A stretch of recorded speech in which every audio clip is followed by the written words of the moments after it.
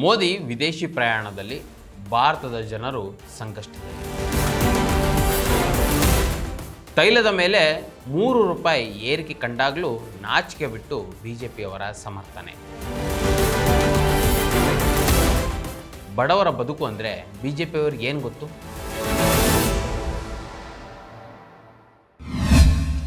ನಮಸ್ಕಾರ, ಈ ದಿನಕ್ಕೆ ಸ್ವಾಗತ. ನಾನು ಮನೋಜ್ ಜಾರ್ಕಂಬಳಿ. ಚುನಾವಣೆ ಮುಗಿತು, ಫಲಿತಾಂಶ ಬಂದಾಯಿತು. ಈಗ ಬೆಲೆ ಏರಿಕೆ ಕಾಲ ಶುರುವಾಯಿತು. ಪ್ರಧಾನಿ ನರೇಂದ್ರ ಮೋದಿ ಅವರು ಹಂತವಾಗಿ ಬೆಲೆ ಏರಿಕೆಯನ್ನು ಮಾಡಲು ಆರಂಭಿಸಿದ್ದಾರೆ. ಪಂಚರಾಜ್ಯಗಳ ಫಲಿತಾಂಶ ಬಂದು 2 ದಿನದ ನಂತರ ಸಾಮಾನ್ಯ ಜನರ ತಂಟೆಗೆ ಬರದೆ ಹೋಟೆಲ್, ರೆಸ್ಟೋರೆಂಟ್ ಮಾಲೀಕರಿಗೆ ಬಿಸಿಯನ್ನು ಮುಟ್ಟಿಸಿದರು.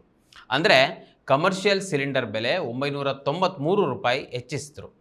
ಅಂದರೆ ₹2,000 ಸಿಗ್ತಿದ್ದ ಕಮರ್ಷಿಯಲ್ ಸಿಲಿಂಡರ್ ಬೆಲೆಯನ್ನು 3,000 ಬಳಿಗೆ ತಂದು ನಿಲ್ಲಿಸಿದರು.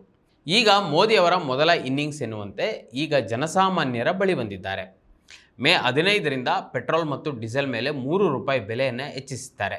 ಸರ್ಕಾರಿ ಸ್ವಾಮ್ಯದ ತೈಲ ಮಾರಾಟ ಕಂಪನಿಗಳು ದೇಶದಾದ್ಯಂತ ಪೆಟ್ರೋಲ್ ಹಾಗೂ ಡೀಸೆಲ್ ದರವನ್ನು ಹೆಚ್ಚಿಸಿರುವುದು ಇದೇ ಶುಕ್ರವಾರದಿಂದ ಜಾರಿಗೆ ಬರಲಿದೆ. ಪಶ್ಚಿಮ ಏಷ್ಯಾದಲ್ಲಿ ಸಂಘರ್ಷ ನಡೆಯುತ್ತಿದ್ದು, ಇದರ ಪರಿಣಾಮವಾಗಿ ಜಾಗತಿಕ ಮಾರುಕಟ್ಟೆಯಲ್ಲಿ ಕಚ್ಚಾ ತೈಲದ ಬೆಲೆ ಹೆಚ್ಚಳ ಕಂಡಿದೆ. ಉತ್ಪಾದನಾ ವೆಚ್ಚ ಏರಿಕೆಯಿಂದ ಸರ್ಕಾರಿ ತೈಲ ಕಂಪನಿಗಳು ನಷ್ಟ ಅನುಭವಿಸುತ್ತಿರುವ ಕಾರಣ ದರ ಪರಿಷ್ಕರಣೆಯನ್ನು ಮಾಡಲಾಗಿದೆ ಅಂತ ಕೇಂದ್ರ ಸರ್ಕಾರ ಹೇಳಿಕೊಂಡಿದೆ. ಸ್ವಾತಂತ್ರ್ಯ ಹೋರಾಟ ಒಂದು ಕಥೆಯಲ್ಲ, ಮರೆಮಾಚಿದ ಹೋರಾಟಗಳ ಅನಾವರಣ. ಭಾರತದ ಸ್ವಾತಂತ್ರ್ಯ, ಕರ್ನಾಟಕದ ಏಕೀಕರಣ ಒಂದೇ ಹೋರಾಟದ 2 ಮುಖಗಳು. ಜೈ ಹಿಂದ್, ಜಯ ಕರ್ನಾಟಕ ವಿಶೇಷಾಂಕ ಈಗಲೇ ಓದಿ ಹಂಚಿಕೊಳ್ಳಿ. ಈಗ ತೈಲದ ಮೇಲೆ ದರ ಏರಿಕೆ ಮಾಡಿರುವ ಕೇಂದ್ರ ಸರ್ಕಾರಕ್ಕೆ ಒಂದಷ್ಟು ಪ್ರಶ್ನೆಗಳನ್ನು ಕೇಳೋದಿದೆ. ಜೊತೆಗೆ ಬಿಜೆಪಿಯವರು ನಿರ್ಲಜ್ಜೆಯಿಂದ ಮಾಡಿಕೊಳ್ತಿರುವ ಸಮರ್ಥನೆಯನ್ನು ಕೂಡ ಜನರ ಮುಂದೆ ಬಿಚ್ಚಿಡಲಾಗಿದೆ. ಈ ವಿಡಿಯೋವನ್ನು ನೀವು ಪೂರ್ತಿ ನೋಡಿ. ವೀಕ್ಷಕರೇ, ಕೇಂದ್ರ ಸರ್ಕಾರ ಪೆಟ್ರೋಲ್ ಮತ್ತು ಡೀಸೆಲ್ ಮೇಲೆ ದರ ಏರಿಸಿದ್ದರಿಂದ ಬೆಂಗಳೂರಿನಲ್ಲಿ ಪೆಟ್ರೋಲ್ ದರ ಪ್ರತಿ ಲೀಟರ್ಗೆ ಈಗ ₹106.21 ಮತ್ತು ಡೀಸೆಲ್ ಪ್ರತಿ ಲೀಟರ್ಗೆ ಈಗ ₹94.10 ಅಂದರೆ 10 ಪೈಸೆಗೆ ಏರಿಕೆಯಾಗಿದೆ. ಇದರ ಜೊತೆಗೆ CNG ದರ ಕೂಡ ಏರಿಕೆಯಾಗಿದ್ದು ಪ್ರತಿ kg CNG ಈಗ ₹94 ಆಗಿದೆ.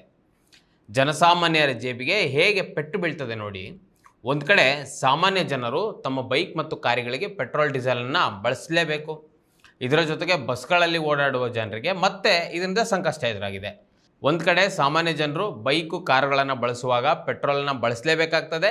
ಇನ್ನೊಂದು ಕಡೆ ಬೈಕು ಕಾರು ಇಲ್ಲದೇ ಇರುವವರು ಬಸ್ಗಳನ್ನು ಬಳಸುವಾಗ ಅಥವಾ ಈಗ ಮೋದಿಯವರ ಕರೆಯಂತೆ ಬೈಕು ಕಾರನ್ನು ನಿಲ್ಲಿಸಿ ಬಸ್ಗಳಲ್ಲಿ ಓಡಾಡುವಾಗಲೂ ಕೂಡ ಇದು ಭಾರಿ ದುಬಾರಿ ಆಗ್ತದೆ. ಅದು ಹೇಗಂತ ಅಂದರೆ, ಕೇಂದ್ರ ಸರ್ಕಾರ ತೆಗೆದುಕೊಂಡಿರುವ ಈಗ ₹3 ಏರಿಕೆಯಿಂದ ಖಾಸಗಿ ಬಸ್ ಮಾಲೀಕರು ಬಸ್ ಪ್ರಯಾಣ ದರವನ್ನು ಈಗಾಗಲೇ 10%ಇಂದ 30%ಗೆ ಏರಿಸಲು ನಿರ್ಧರಿಸಿದ್ದಾರೆ. ಅಂದರೆ ನೀವೀಗ ₹100 ಬಸ್ ಚಾರ್ಜ್ ಕೊಟ್ಟು ಹೋಗ್ತಾ ಇದ್ದೀರಾ ಅಂದ್ಕೊಳ್ಳಿ, ಈಗ ಅದು ₹130 ಆಗ್ತದೆ. ಈಗ ಅದನ್ನು ಬಿಡಿ, ನಾರ್ಮಲ್ ಬಸ್ಸು, ಈಗ ಸ್ಲೀಪರ್ ಬಸ್ಗಳು ಬರ್ತಾವಲ್ಲ, ಆ ಸ್ಲೀಪರ್ ಬಸ್ಗಳು ಈಗ ₹1,000 ಕೊಟ್ಟು ಒಂದು ಊರಿಂದ, ಈಗ ಬೆಂಗಳೂರಿನಿಂದ ಯಾವುದೋ ಊರಿಗೆ ಹೋಗ್ತಾ ಇರ್ತೀರ ಒಂದು ₹1,000 ಕೊಟ್ಟು, ಅದು ಈಗ 1,200ರಿಂದ 1,300, 1,400ವರೆಗೂ ಈಗಾಗಲೇ ಏರಿಸಿದ್ದಾವೆ. ಇದಕ್ಕೆ ಪ್ರಧಾನಿ ನರೇಂದ್ರ ಮೋದಿ ಮತ್ತು ಅವರ ಹಿಂಬಾಲಕರ ಸಮರ್ಥನೆ ಏನಂದರೆ, ಫೆಬ್ರವರಿ 28ರಿಂದ ಇರಾನ್ ಮೇಲೆ ಅಮೆರಿಕ ಮತ್ತು ಇಸ್ರೇಲ್ ಪಡೆಗಳು ದಾಳಿ ಆರಂಭಿಸಿದ ಬಳಿಕ ಜಾಗತಿಕ ಮಾರುಕಟ್ಟೆಯಲ್ಲಿ ಕಚ್ಚಾ ತೈಲದ ಬೆಲೆ 50% ಹೆಚ್ಚಳವಾಗಿದೆ. ಈ ದಾಳಿಗೆ ಪ್ರತೀಕಾರದ ಕ್ರಮವಾಗಿ ಇರಾನ್ ಹಾರ್ಮುಜ್ ಜಲಸಂಧಿಯನ್ನು ಮುಚ್ಚಿರೋದ್ರಿಂದ ಜಾಗತಿಕ ಮಟ್ಟದಲ್ಲಿ ಇಂಧನ ಪೂರೈಕೆಗೆ ಅಡ್ಡಿ ಉಂಟಾಗ್ತಾ ಇದೆ. ಜೊತೆಗೆ ಪಶ್ಚಿಮ ಏಷ್ಯಾ ಸಂಘರ್ಷವನ್ನು ಹೊರತುಪಡಿಸಿ ನೋಡಿದ್ರು ದೇಶದ ಮಾರುಕಟ್ಟೆಯಲ್ಲಿ ಪೆಟ್ರೋಲ್ ಮತ್ತು ಡೀಸೆಲ್ ಬೆಲೆಯನ್ನು ಕಚ್ಚಾ ತೈಲದ ಬೆಲೆ ಹೆಚ್ಚಳಕ್ಕೆ ಅನುಗುಣವಾಗಿ ಇಷ್ಟು ದಿವಸ ಜಾಸ್ತಿ ಮಾಡಿರಲಿಲ್ಲ. ಜನರ ಮೇಲೆ ಹೊರೆ ತಗ್ಗಿಸುವ ಪ್ರಯತ್ನದ ಭಾಗವಾಗಿ ಬೆಲೆ ಏರಿಕೆ ಮಾಡಿಲ್ಲ ಅಂತ ಕೇಂದ್ರ ಸರ್ಕಾರ ಹೇಳಿಕೊಂಡಿದೆ. ವೀಕ್ಷಕರೇ ನೋಡಿ, ಕೇಂದ್ರ ಸರ್ಕಾರ ಜನರಿಗೆ ಮತ್ತೆ ಮಂಗ ಮಾಡಲು ಹೊರಟಿದೆ ಅಂತ ಕಾಣಿಸ್ತದೆ. ಪಶ್ಚಿಮ ಏಷ್ಯಾದ ದಾಳಿಯನ್ನು ನೆಪವಾಗಿಟ್ಕೊಂಡು ಪಂಚರಾಜ್ಯ ಚುನಾವಣೆಯೇ ನಿಜವಾದ ಬಂಡವಾಳ ಎಂಬುದನ್ನು ಇಲ್ಲಿ ಮರೆಮಾಚ್ತಾ ಇದೆ. ಒಂದು ಸಿಂಪಲ್ ಲಾಜಿಕ್ಕು ನೀವೆಲ್ಲ ಅರ್ಥ ಮಾಡ್ಕೊಳ್ಳೇಬೇಕು. ಮತ್ತು ಕೇಂದ್ರ ಸರ್ಕಾರ ಹೇಳ್ತಿರೋ ಸುಳ್ಳು ಏನು ಅಂತ ಇದರಿಂದ ಗೊತ್ತಾಗ್ತದೆ. ಯುದ್ಧ ಆರಂಭವಾಗಿದ್ದೆ ಯಾವಾಗ ಹೇಳಿ? ಫೆಬ್ರವರಿ 28ರಂದು. ಈಗಾಗಲೇ 70 ದಿನಗಳು ಕಳೆದೋಗಿವೆ. ನಿಜಕ್ಕೂ ಹೇಳಬೇಕು ಅಂದರೆ ಯುದ್ಧ ಆರಂಭವಾದ ಮೊದಲ ತಿಂಗಳಿನಲ್ಲಿಯೇ ಅತಿ ಹೆಚ್ಚು ಸಂಕಷ್ಟ ಇಡೀ ಜಗತ್ತಿಗೆ ಒದಗಿ ಬಂದಿತ್ತು. ಆಗ ಪೆಟ್ರೋಲ್ ಡೀಸೆಲ್ ಬೆಲೆ ಏರಿಸದೆ ಚುನಾವಣೆಗಾಗಿ ಕಾಯ್ತಾ ಕೂತಿದ್ರು. ಈಗ ಚುನಾವಣೆ ಮುಗಿತು, ಸರ್ಕಾರವೂ ರಚನೆ ಆಯಿತು. ಬೆಲೆ ಏರಿಕೆಯ ಬಾಂಬನ್ನು ಇಡೀ ದೇಶದ ಮೇಲೆ ಹಾಕಲು ಕೇಂದ್ರ ಸರ್ಕಾರ ಸಜ್ಜಾಗಿದೆ. ನಾನೀಗ ಒಂದಷ್ಟು ಅಂಕಿಅಂಶಗಳನ್ನು ಹೇಳ್ತೀನಿ, ನೀವು ಕೂಡ ಇದನ್ನು ಗೂಗಲ್ ಮಾಡಿ ನೋಡ್ಬೋದು. ಈಗ ಸದ್ಯಕ್ಕೆ 1 ಬ್ಯಾರೆಲ್ ಕಚ್ಚಾ ತೈಲಕ್ಕೆ ಎಷ್ಟಿದೆ ಅಂದರೆ $101ರಿಂದ $105 ಇದೆ. ಅಂದರೆ ಅದನ್ನು ನಮ್ಮ ಭಾರತದ ರೂಪಾಯಿ ಮೌಲ್ಯಕ್ಕೆ ನಾವು ಹೋಲಿಸಿ ನೋಡಿದಾಗ 9,693 ರೂಪಾಯಿಂದ 10,000 ರೂಪಾಯಿವರೆಗೂ ಇದೆ. ಈಗ ಮೋದಿ ಸರ್ಕಾರ ಹೇಳ್ತಿರೋದೇನು, ಜಾಗತಿಕ ಮಟ್ಟದಲ್ಲಿ ಕಚ್ಚಾ ತೈಲದ ಬೆಲೆ ಏರಿಕೆ ಆಗಿದೆ, ಆದ್ದರಿಂದ ನಾವು ಪೆಟ್ರೋಲ್ ಡೀಸೆಲ್ ಬೆಲೆ ಏರಿಸ್ತಿದ್ದೇವೆ ಅಂತ ಸಮರ್ಥನೆ ಮಾಡ್ಕೊಳ್ತಿದ್ದಾರಲ್ವಾ. ಈಗ ನೀವು ಇನ್ನೊಂದು ಅಂಕಿಅಂಶವನ್ನು ಸೂಕ್ಷ್ಮವಾಗಿ ಗಮನಿಸಬೇಕು. ನಾನು ಮೊದಲು ಹೇಳಿದ್ದು ಕಚ್ಚಾ ತೈಲದ ಪ್ರತಿ ಬ್ಯಾರೆಲ್ಗೆ $101 ಕೊಡುವಾಗ ಭಾರತದಲ್ಲಿ ಪೆಟ್ರೋಲ್ ದರ ಎಷ್ಟಿದೆ? 106 ರೂಪಾಯಿ ಪ್ರತಿ ಲೀಟರ್ಗೆ ಅಲ್ವಾ. ಇದೇ ಕಚ್ಚಾ ತೈಲ 4-5 ತಿಂಗಳ ಹಿಂದೆ ಎಷ್ಟಿತ್ತು ಅಂತ ಒಂದ್ಸರಿ ನೋಡೋಣ. ಡಿಸೆಂಬರ್ 2025ರಲ್ಲಿ ಜಾಗತಿಕ ಮಟ್ಟದಲ್ಲಿ ಕಚ್ಚಾ ತೈಲದ ಬೆಲೆ ಎಷ್ಟಿತ್ತು ಅಂದರೆ $55-62 ಒಂದು ಬ್ಯಾರೆಲ್ಗೆ ಇತ್ತು.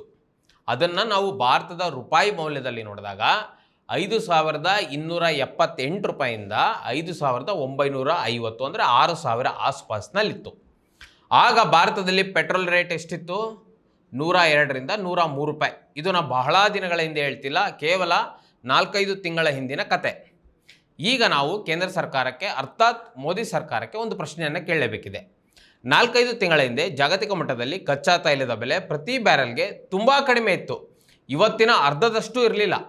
ಯಾಕೆ ನೀವು ಆಗ ಪೆಟ್ರೋಲ್ ರೇಟನ್ನು ಕಡಿಮೆ ಮಾಡಲಿಲ್ಲ? ಭಾರತದಲ್ಲಿ ನೀವು ಕೇವಲ $50-60ಗೆ ಪೆಟ್ರೋಲನ್ನು ಕೊಂಡ್ಕೊಂಡು ತರುವಾಗಲೂ ಕೂಡ ಭಾರತದ ಜನರಿಗೆ ಬೆಲೆ ಏರಿಕೆಯನ್ನು ಮುಟ್ಟಿಸಿದಿರಿ. ಈಗ ನೀವು 3 ರೂಪಾಯಿ ಮತ್ತೆ ಬೆಲೆ ಏರಿಕೆ ಮಾಡಿ ಈಗ ಸುಳ್ಳು ನೆಪವನ್ನು ಹೇಳ್ತಾ ಇದ್ದೀರಾ. ಜಾಗತಿಕ ಮಟ್ಟದಲ್ಲಿ ತೈಲ ಬೆಲೆ ಆಗಿದೆ, ಅದನ್ನೇ ನೆಪವಾಗಿ ಇಟ್ಕೊಂಡು ಜನರ ಮೇಲೆ ಹೊರೆ ಹಾಕ್ಲಿಕ್ಕೆ ಬಂದಿದ್ದೀರಾ. ಇನ್ನು ಕಚ್ಚಾ ತೈಲದ ಬೆಲೆ ಕಡಿಮೆ ಇದ್ದಾಗ ಭಾರತದ ಜನರಿಗೆ ಕಡಿಮೆ ಹಣದಲ್ಲಿ ಪೆಟ್ರೋಲ್ ಡೀಸೆಲ್ ಕಡಿಮೆ ಮಾಡ್ಬೋದಿತ್ತು ಅಲ್ವಾ. BJP ನಾಯಕರಂತೂ ನಾಚಿಕೆ ಬಿಟ್ಟು ಈಗ ಸಮರ್ಥನೆ ಮಾಡ್ಕೊಂಡು ಬರ್ತಿದ್ದಾರೆ. ಅದರಲ್ಲೂ BJPಯ IT ಸೆಲ್ನಷ್ಟು ನಿರ್ಲಜ್ಜತೆ ಬೇರೆ ಯಾರೂ ತೋರಿಸ್ತಾ ಇಲ್ಲ. ತಾವು ಮಾಡಿದ ಎಲ್ಲವನ್ನೂ ನಾಚಿಕೆ ಬಿಟ್ಟು ಸಮರ್ಥನೆ ಮಾಡಿಕೊಳ್ಳಲು ಮುಂದೆ ಬರ್ತಿದ್ದಾರೆ. BJP IT ಸೆಲ್ ಮುಖ್ಯಸ್ಥ ಅಮಿತ್ ಮಾಳವಿಯ ಕೆಲವು ದೇಶಗಳು ಇಂಧನ ಬೆಲೆಯನ್ನು ಭಾರೀ ಪ್ರಮಾಣದಲ್ಲಿ ಏರಿಕೆ ಮಾಡಿದರೂ ಭಾರತವು ಅಲ್ಪ ಪ್ರಮಾಣದಲ್ಲಿ ಏರಿಕೆ ಮಾಡಿದೆ ಅಂತ ಸಮರ್ಥಿಸಿಕೊಂಡಿದ್ದಾರೆ. ಮುಂದುವರೆದು ಪಶ್ಚಿಮ ಏಷ್ಯಾ ಸಂಘರ್ಷದಿಂದಾಗಿ ಹಲವು ದೇಶಗಳು ಈ ಹಿಂದೆಯೇ ಇಂಧನ ಬೆಲೆಯನ್ನು ಹೆಚ್ಚಿಸಿದ್ವು.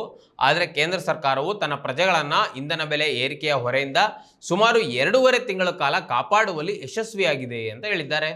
ಇನ್ನು ಅವ್ರು ಮುಂದುವರೆದು ಹೇಳ್ತಾರೆ, ಪಶ್ಚಿಮ ಏಷ್ಯಾ ಸಂಘರ್ಷ ಆರಂಭವಾದ ಬಳಿಕ ಇಂಧನ ಬೆಲೆಯು ಪಾಕಿಸ್ತಾನದಲ್ಲಿ 55%, ಮಲೇಷ್ಯಾದಲ್ಲಿ 56% ಮತ್ತು ಅಮೆರಿಕದಲ್ಲಿ 45% ಹೆಚ್ಚಳ ಮಾಡಲಾಗಿದೆ. ಆದರೆ ಭಾರತದಲ್ಲಿ ಮಾತ್ರ 3% ಹೆಚ್ಚಳ ಮಾಡಲಾಗಿದೆ ಅಂತ ಹೇಳಿದ್ದಾರೆ. BJPಯವರು ಎಂದಿಗೂ ಜನಸಾಮಾನ್ಯರ ಪರವಾಗಿ ಯೋಚಿಸಿದವರೇ ಅಲ್ಲ. ಸಾಮಾನ್ಯ ಜನರಿಗೆ ಇದರಿಂದ ಎಷ್ಟು ದೊಡ್ಡ ಹೊಡೆತ ಕೊಡ್ಬೋದು ಅಂತ ಎಂದಿಗೂ ಅವರು ಯೋಚಿಸಿರಲಿಕ್ಕೇ ಇಲ್ಲ. ಪೆಟ್ರೋಲ್ ಡೀಸೆಲ್ ದರ ಏರಿಕೆ ಆದರೆ ಅದರ ಹೊಡೆತ ನೇರವಾಗಿ ಪ್ರತಿನಿತ್ಯದ ವಸ್ತುಗಳ ಮೇಲೆ ಬೀರ್ತದೆ. ಅದರಲ್ಲೂ ಆಹಾರ ಪದಾರ್ಥಗಳು, ಹಾಲು, ಹಣ್ಣುಗಳು, ತರಕಾರಿಗಳು, ಬೇಳೆಕಾಳುಗಳು ಇಂಥವೆಲ್ಲ ದುಬಾರಿ ಆಗ್ತವೆ. ಒಂದು ದೊಡ್ಡ ಹಣದುಬ್ಬರದ ಬಾಂಬನ್ನು ಒಂದೇ ಬಾರಿಗೆ ಕೇಂದ್ರ ಸರ್ಕಾರ ಇಲ್ಲಿ ಸ್ಫೋಟಗೊಳಿಸ್ತಾ ಇದೆ. ಇದೇ ವೇಳೆ ಇನ್ನೊಂದು ದೊಡ್ಡ ಆತಂಕ ಭಾರತಕ್ಕೆ ಒದಗಿ ಬಂದಿದೆ. ಅದೇನೆಂದರೆ ಕರೆನ್ಸಿ ಎಕ್ಸ್ಚೇಂಜ್ ಮಾರುಕಟ್ಟೆಯಲ್ಲಿ ಡಾಲರ್ ಎದುರು ರೂಪಾಯಿ ಮೌಲ್ಯ ಸಾರ್ವಕಾಲಿಕವಾಗಿ ಕುಸಿತ ಕಂಡಿದೆ.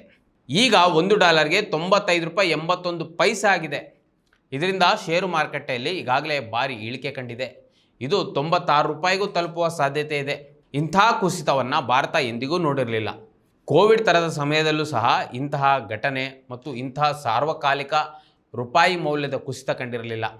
ಮೋದಿ ಕಾಲದಲ್ಲಿ ಎಲ್ಲವೂ ಸಾಧ್ಯ ಎನ್ನುವಂತೆ ಈ ದೇಶದ ಜನ ಮತ್ತೆ ಸಂಕಷ್ಟಕ್ಕೆ ಸಿಲುಕ್ತಾ ಇದ್ದಾರೆ. ದೇಶ ಇಷ್ಟೊಂದು ಕಷ್ಟವನ್ನು ಅನುಭವಿಸ್ತಾ ಇರುವಾಗ ನಮ್ಮ ಪ್ರಧಾನಿಗಳು ವಿದೇಶಿ ಪ್ರವಾಸದಲ್ಲಿದ್ದಾರೆ. ಅವರು 5 ದಿನಗಳ ವಿದೇಶಿ ಪ್ರವಾಸದಲ್ಲಿ ಬ್ಯುಸಿಯಾಗಿದ್ದಾರೆ. ಇನ್ನು ಪೆಟ್ರೋಲಿಯಂ ಸಚಿವ ಹರ್ದೀಪ್ ಸಿಂಗ್ ಪುರಿ ಅವರು ನಮ್ಮಲ್ಲಿ ಇನ್ನೂ 60 ದಿನ ಆಗುವಷ್ಟು ತೈಲ ಸಾಕಷ್ಟಿದೆ ಅಂತ ಹೇಳಿದರು. ಅದರಲ್ಲಿ 45 ದಿನಗಳಿಗೆ LPG ಮತ್ತು 60 ದಿನಗಳ NNG ಇದೆ. ದೇಶದ ಜನರು ಭಯಪಡುವ ಅಗತ್ಯವಿಲ್ಲ ಅಂತ ಹರ್ದೀಪ್ ಪುರಿ ಹೇಳಿದರು. ಆದರೆ ಈಗ ಗುಜರಾತ್ನ ಸುಮಾರು 62 ಪೆಟ್ರೋಲ್ ಬಂಕ್ಗಳಲ್ಲಿ ನೋ ಸ್ಟಾಕ್ ಬೋರ್ಡ್ಗಳು ಹಾಕಿದ್ದಾರೆ. ಇದು ಏನು ಸೂಚಿಸುತ್ತೆ? ಭಾರತದಲ್ಲಿ ಪೆಟ್ರೋಲ್ ಇಲ್ಲ ಅಂತಲೇ ಸೂಚಿಸುತ್ತೆ. ಒಂದಂತೂ ಸ್ಪಷ್ಟ, ಮೋದಿ ಕಾಲದಲ್ಲಿ ಭಾರತದ ಜನರು ದೊಡ್ಡ ಸವಾಲನ್ನು ಎದುರಿಸಲೇಬೇಕಾಗ್ತಿದೆ. ರಾಹುಲ್ ಗಾಂಧಿಯವರು ಕಳೆದ 2 ತಿಂಗಳುಗಳ ಹಿಂದೆಯೇ ಭಾರತವನ್ನು ಆರ್ಥಿಕವಾಗಿ ಸಂಕಷ್ಟಕ್ಕೆ ಸಿಲುಕಿಸ್ತಾ ಇದ್ದಾರೆ ಕೇಂದ್ರ ಸರ್ಕಾರ ಅಂತ ಕೇಂದ್ರದ ವಿರುದ್ಧ ಮತ್ತು ಮೋದಿ ಸರ್ಕಾರದ ವಿರುದ್ಧ ಆರೋಪವನ್ನು ಮಾಡಿದರು.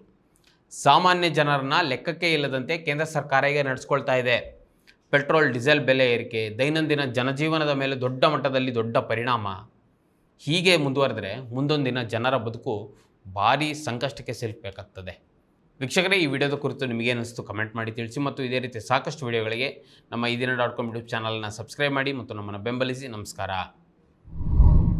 ಮತ್ತಷ್ಟು ವಿಶೇಷ ವಿಡಿಯೋಗಳನ್ನು ನೋಡಲು ಮತ್ತು ಹೊಸ ವಿಡಿಯೋಗಳ ಬಗ್ಗೆ ತಿಳಿಯಲು ಈ ದಿನ .com ಯೂಟ್ಯೂಬ್ ಚಾನೆಲ್ ಸಬ್ಸ್ಕ್ರೈಬ್ ಮಾಡಿ ಮತ್ತು ಬೆಲ್ ಐಕಾನ್ ಕ್ಲಿಕ್ ಮಾಡಿ.